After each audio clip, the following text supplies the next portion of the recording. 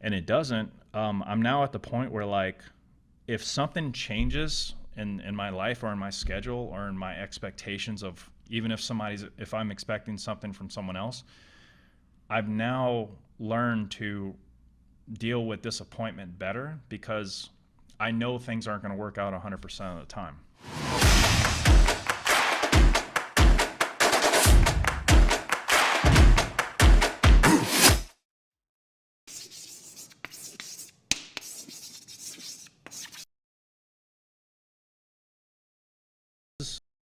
Life changes so much, and because so many different variables are introduced multiple times a day individually that are unique to us, I at this point, like, I try to have a schedule. Like today I knew I was filming today. Like, for example, today I knew I was filming, and I was going to be in the house basically for like 7 hours filming, and it is what it is. I did have a specific schedule. I was going to wake up at 4, go to the gym. My barber was going to be here by 8 a.m. He's going to cut my hair, and then I was going to eat, and then my videographer will be here about 9:30 to set up, and we're going to start filming at 10. My assistant got all the scripts that were written that I verified by the copywriters, uploaded to the teleprompter, right? You got all these different steps and things that you got to do to make sure your schedule goes out. And then I'm standing in front of a camera, changing out my t-shirt every couple videos. We shot like 15 or something videos. And then boom. And then I have here you guys at 4:30 Pacific. And then I'm going to have dinner with my wife and daughter tonight after this call. All right. So that's what my schedule basically looked like last night.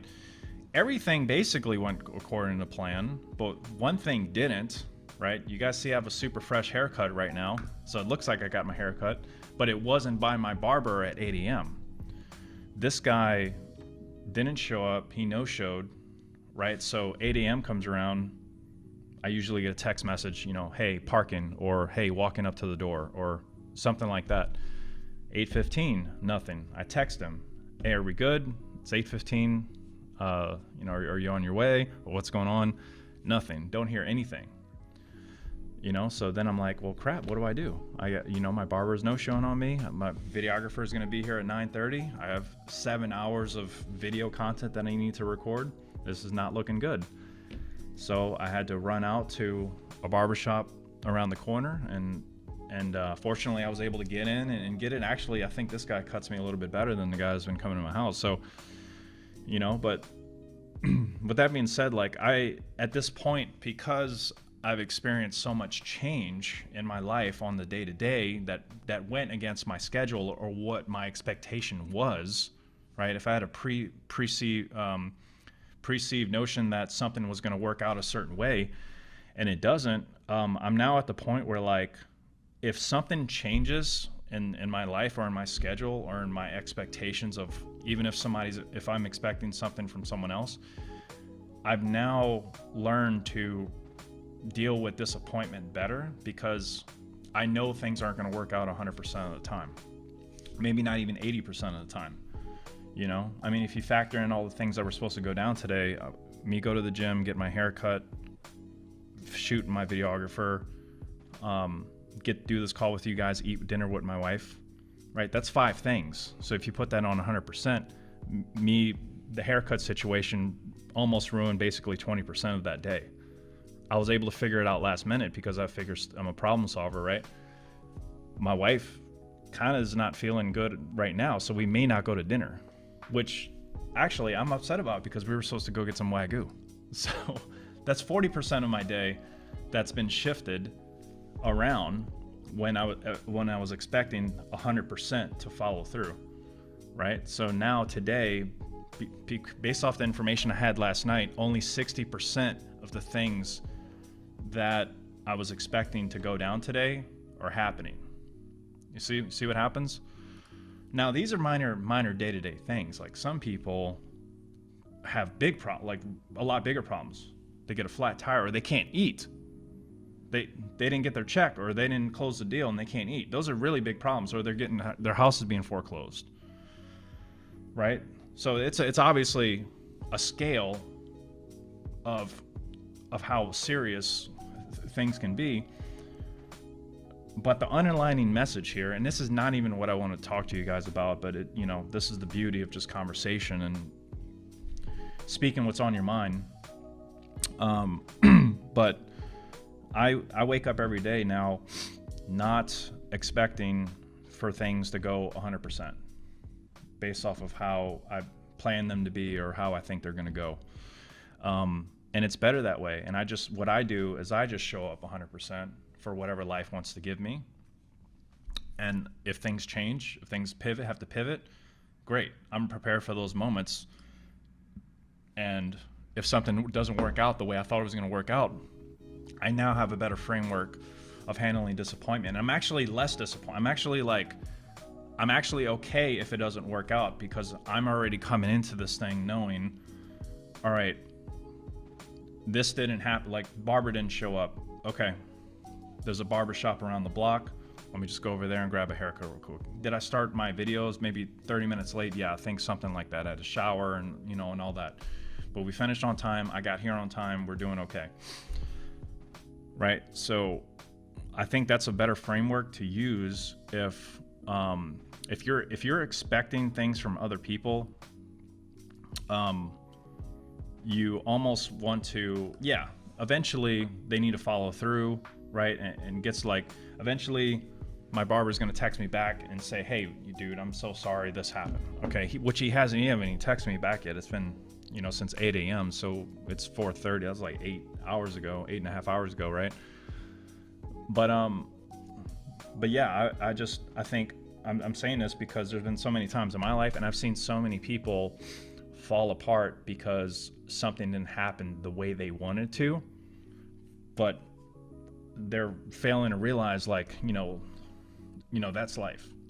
It's not always gonna, there's so many variables involved. And then when you get into the whole, I think I said this last week, or I've said this weeks before, but when you get into like the whole common denominator, right? Everything that happens in the world that affects you, like all of us on this call, from the good example I give to that is COVID. When COVID hit, that was in all of our common denominator, because you couldn't go anywhere without wearing a mask, or you couldn't eat in a restaurant, right? There was a lot of things that affected everyone.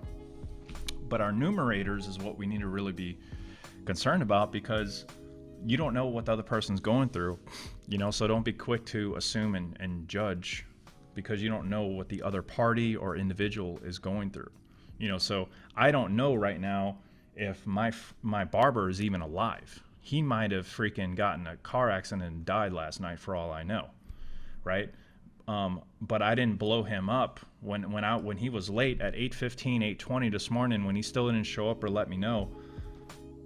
Something in my mind said, hey, text this MFer right now and tell him, yo, you're busting like this is a really big day for me. I have 7 hours of content plus a coaching call tonight and an event this weekend. I need a fresh cut. You're like, you mother effer, like, why are you not showing up right now? You picked a bad day to do this to me. Something in my mind said to do that, but did I do that? No, I didn't. I didn't text him back. I actually texted him, hey, I know you were scheduled for 8 to come cut me. You're not here. I haven't heard from you. I really hope you're okay. Just let me know everything's okay. That's the text message that I sent to him. Because I don't know what's going on with him. And I don't want to assume that he's trying to screw me over, right? The moment you start making assumptions and making judgment calls without data, you just become another person with an opinion, with nothing to back it up. Right? And then you run the risk of really discrediting yourself and damaging your reputation. And that is the whole like impulsive human reaction to things, rather than taking a moment and using applied wisdom, right? And giving benefit of the doubt. So I just think that's an area that I think we all collectively as a human race, if we got better at that, we can get more done. We can be more productive, right? Like my mentor talks about something called GOCUS, where you're goal oriented and you're focused. Meaning, if it was New Year's Eve and I'm focused on my business and grinding, I got my head down, I'm doing my thing, I'm doing my sales calls, I'm closing deals, I'm increasing my revenue in my agency. There's a way to do that, but not lose sight of everything going on around you, so that you can actually focus on your kids, focus on your marriage, focus on the house or whatever you got going on, and still increase the revenue in your business if that is the one thing that you're super focused on. You know, it's kind of like, because when you're super I talk about this, when you're super focused, you got the blinders on, right? So if I'm like this, I can't see anything on the outside. But if I open it up, it's like I'm super focused on you guys, but I can see if my wife's going to come this way or if a plane out my window is flying this way, right? But I'm looking right at you guys. So that's just like an example. But if I could go back, I would probably have a little bit more focus, because there was definitely, I think, opportunities over the course of the last 8-9 years now that I missed on because I was so focused on like doing one thing. You know, I'm grateful I did the one thing, because the one thing got me, you know, to where I'm at now. However, I missed out on not only opportunity, but knowledge. Being around people that are probably 40 years, 50 years ahead of me, you know? And to be honest, you know, like the $10 million thing I was talking about, like that's a drop in the bucket compared to some opportunities that I might have passed up because I didn't know any better, of being in rooms with people, with billionaires, and like going to dinner with like Bob Proctor, you know, people like that, and the guy passed away. So that's like, that's one of the things I think about. Like there was an opportunity for me to go to a private dinner with a couple of my friends, to go have dinner with Bob Proctor in Miami, like 3.5 years ago or something. I don't know, something like that. And the guy passed away, I think, earlier, you know, this year. So like that kind of saddens me. You know, so you just you know, get the main thing done, but don't close yourself off to things around you. And because life is just like life throws challenges or changes, like, you know, my barber not showing up, me having to go to like another barbershop, right? Like life and stuff's just going to happen to people and affect you in other ways, but you have to always be able to navigate and stay in receptivity. You know, I think a lot of people, like, I know I experienced this, but we close ourselves off from opportunity or information because a lot of times we don't feel like we're worthy of it. It's like, well, I'm nobody. Why is that person gonna invite me or listen to what I have to say? Right? You know, and I think that's like the worst attitude to have. Like now that I have like this new insight, the last like 3 years, more so the last 3 years, I should say, you know, if I could be, you hear people say like, be the dumbest person in the room.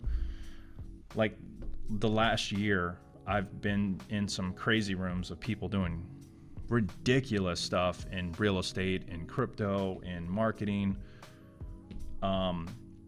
And I was definitely the dumbest guy in the room. And I learned a lot of stuff, and I was exposed to a lot of stuff. You know, so the more you can do that, I think is more important. The knowledge, being around people that are ahead of you, is more important to me than money at this point. You know, way more important to me than money, because there's things that I don't know. Like somebody could hand me $10 million right now, but I'm not going to learn shit from that $10 million.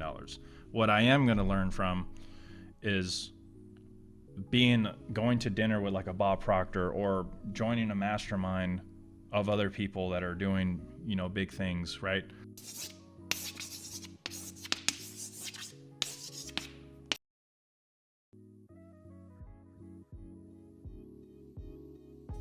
Right? An adaptive problem is different. Adaptive problem is adaptive to the collective people involved, right? Like I said, it's solved by good leaders asking others to get together to find a common ground solution, which involves modifying their own personal behavior. You know?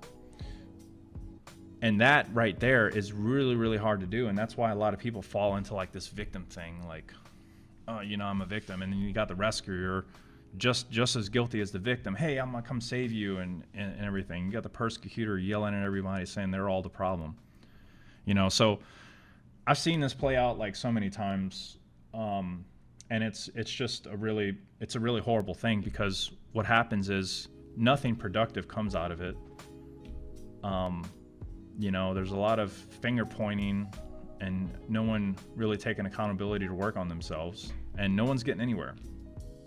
So the one thing we can do to better this, right? It's just, if you find yourself taking on the role of a victim, really look internally and say, did I do all that I can do? Did I show up 100% of the time? Instead of being a victim, say, is someone else responsible, for this? Like, truly, if you see someone in need, that is down, that may have been wronged, before you rush to go save them, ask yourself, are you 100% together? Do you have your problems figured out? Are you healthy, right? Because what good are you to someone if you can't? It's just like, for example, like the reason why I wake up super early and go to the gym before my family wakes up is because I need to be 100% so that I can be 100% for them.